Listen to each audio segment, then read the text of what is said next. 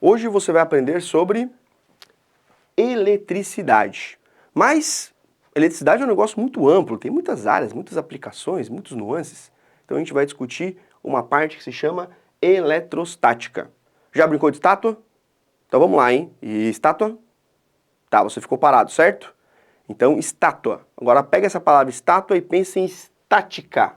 Estática é uma coisa parada. Eletrostática, eletricidade, parada. Então a gente vai analisar tudo parado. As coisas estão paradas no dia a dia? Não. Mas aqui a gente vai analisar uma foto, certo? Então vamos lá. Do que é feita a matéria? Átomos. Átomos que compõem a matéria.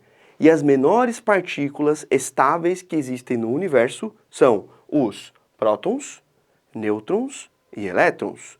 Os prótons têm carga positiva e os elétrons têm carga negativa. Aí você pode falar para mim, professor, mas o átomo é assim? Não, isso é uma representação de um átomo. Professor, mas tem um maisinho em cima do próton? Não, isso é uma convenção. Então a gente convencionou que esse cara é positivo e convencionamos que o elétron é negativo. Agora, a coisa mais interessante é, o próton tem 1000 vezes mais massa que o elétron aproximadamente, mas a carga dele é rigorosamente igual. Então, prótons e elétrons têm cargas elétricas. Os elétrons têm carga negativa e os prótons têm carga positiva. E qual que é o valor dessa carga? 1,6 vezes 10 na menos 19 Coulomb. Homenagem a um físico francês, Charles Auguste Coulomb, que desenvolveu essa teoria, foi um dos precursores, certo? Muito bem. Agora vamos analisar o seguinte, se os prótons e os elétrons têm carga, a gente pode calcular uma quantidade. Pensa o seguinte, você vai comprar um pacote de bolinhas de gude, como é que você calcula a massa total desse pacote de bolinhas de gude? Você pega a massa da bolinha e multiplica pelo número de bolinhas, certo? Então, nesse caso aqui, a quantidade de carga vai ser a mesma coisa, só que ela não vai medir massa, ela vai medir o quê? Carga. Então, o que vai ser a carga? O número de partículas vezes essa carga elementar, a carga que cada partícula carrega. Se for prótons, ela vai ser positiva, se for elétrons, ela vai ser negativa. E essa fórmula é conhecida como a fórmula do Quiné, onde o Q é a quantidade de carga total do corpo, em Coulomb, o N, o número de partículas, e o E, a carga elementar. Te pergunto, você tem prótons? Sim. Você tem elétrons? Sim. Se eles tiverem a mesma quantidade de prótons e elétrons, você está em equilíbrio eletrostático, então você não tem carga resultante. Mas se você tiver elétrons a mais do que prótons, você tem carga? Sim, você vai ter carga negativa. E se você tiver mais prótons do que elétrons? Sim, também. Só que aí você vai ter carga positiva. Agora vamos ver um exemplo. Então aqui nós temos um exemplo. Imagina que tem 50 prótons a mais em um corpo.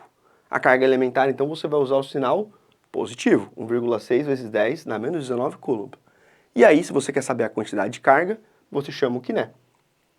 No lugar do N, coloca o 50. No lugar do E, 1,6 vezes 10 na menos 19. Vai substituir os valores. Aí você multiplica, quem não tem a base 10, os 50 vezes 1,6, vai dar 80. 80 é a mesma coisa que 8 vezes 10. Então, 10 vai ficar elevado a 1, positivo.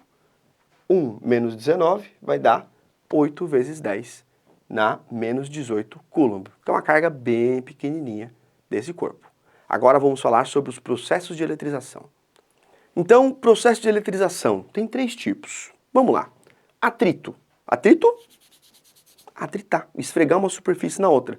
Elas têm que ser superfícies diferentes, materiais diferentes, e você literalmente arranca elétrons uma das outras. Então essa daqui tem prótons e elétrons em equilíbrio, e aí quando você esfrega essa flanela nesse bastão, você tira elétrons dessa flanela e o bastão fica carregado negativamente. Então cada material vai ter mais predisposição ou menos para arrancar esses elétrons. Então no final, sinais diferentes. Contato. Olha a palavra contato. Encostar. Então você tem uma superfície isolada, eu botei 2 risquinhos que ela está isolada, ela é neutra, mesma quantidade de prótons e elétrons, e essa daqui vai ter prótons a mais, ou seja, elétrons faltando, certo? Quando a gente encosta as duas, efetua o contato, o que acontece? 2 elétrons passam para esse corpo e anulam esses 2 prótons. Então fica faltando 2 elétrons dos 2 lados. No final do processo vai estar faltando 2 elétrons aqui e faltando 2 elétrons aqui.